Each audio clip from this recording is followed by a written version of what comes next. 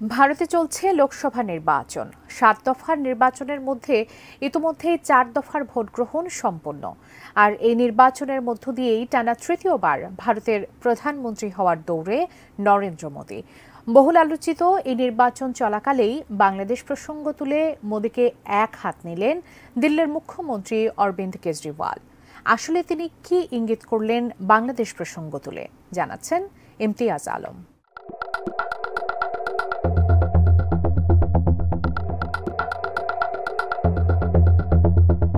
Jail থেকে মুক্তির পরেই নরেন্দ্র মোদীকে এক হাত নিয়েছেন মুখ্যমন্ত্রী অরবিন্দ কেজরিওয়াল। তিনি বলেছেন, বাংলাদেশ ও পাকিস্তানের নির্বাচন থেকে শিক্ষা নিয়ে ভারতের ভোটেও একই কাজ করার চেষ্টা করছেন মোদী। এমনকি পুতিনের রাশিয়ার সঙ্গেও ভারতের তুলনা করেছেন কেজরিওয়াল। 18ই মে এক প্রতিবেদনে এই তথ্য জানিয়েছে ভারতীয় সংবাদ মাধ্যম ইন্ডিয়া টুডে। প্রতিবেদনে বলা হয়েছে, কেজরিওয়াল গত শুক্রবার ভারতের পরিস্থিতিকে রাশিয়ার সাথে তুলনা করেছেন এবং প্রধানমন্ত্রী মোদীকে পরোক্ষভাবে উপহাস করেছেন। একই সঙ্গে ভারত খুব বিপজ্জনক পর্যায়ে যাচ্ছে বলেও দাবি করেছেন তিনি।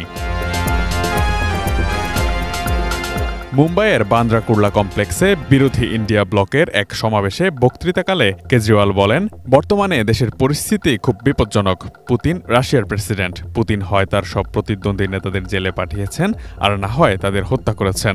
তারপর নির্বাচন পরিচালনা করে 87% ভোট পেয়েছেন। অরবিন্দ কেজরিওয়াল আরও বলেন, বাংলাদেশে সম্প্রতি নির্বাচন হয়েছে। নির্বাচনের আগে বাংলাদেশে সব বিরোধী নেতাকে গ্রেফতার করা হয়েছিল এবং নির্বাচনে শেখ হাসিনা জয়ী হয়েছেন।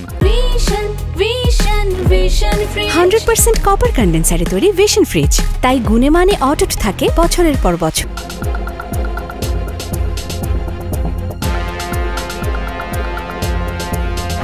পাকিস্তানের নির্বাচনে দেশটির প্রবীণ নেতা ইমরান খানকে জেলে পাঠানো হয়েছিল, তার দলকেও ধ্বংস করে দেওয়া হয়েছে। তার দলীয় প্রতীক ছিনিয়ে নেওয়া হয়েছে এবং এরপরে নির্বাচন পরিচালিত হয়েছে।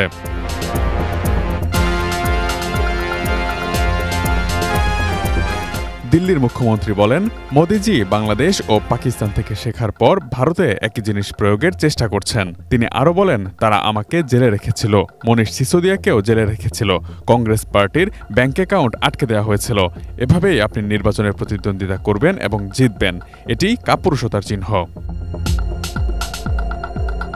মুম্বাইয়ের 6টি আসন সহ মহারাষ্ট্রের 13টি লোকসভা আসনে পঞ্চম এবং শেষ ধাপে আগামীকাল 20 মে ভোট অনুষ্ঠিত হবে। কথিত মদনীতি কেলেঙ্কারির সাথে জড়িত থাকার অভিযোগে 50 দিন কারাগারে থাকার পর গত 10 মে অরবিন্দ কেজরিওয়াল দিল্লির তিহার জেল থেকে মুক্তি পান। জেল থেকে মুক্তির পরপরই স্বৈরাচারের বিরুদ্ধে লড়াইয়ের বার্তা দেন তিনি। এর আগে একই দিন দুপুরে দেশটির সুপ্রিম কোর্টে অন্তর্বর্তীকালীন জামিন পান কেজরিওয়াল। শীর্ষ আদালতের এই রায়ের ফলে আগামী 1 জুন অর্থাৎ লোকসভা ভোটের শেষ দফা পর্যন্ত জেলের বাইরে থাকবেন তিনি। Imtiaz Alam, desk report, ATN news.